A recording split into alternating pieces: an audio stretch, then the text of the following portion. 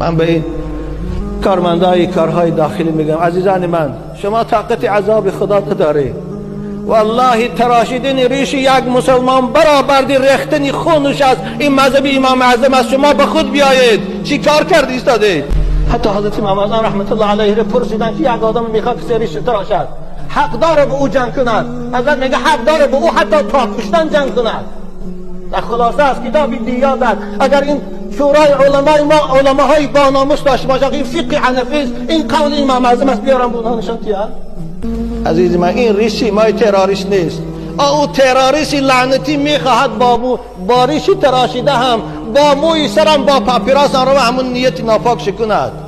محمد تروریست نبود، اصحاب محمد تروریست نبودن، ریش زیباگیشان بود. ما علماء الحمدلله تروریست نیستیم، ما از تروریست بیزاریم.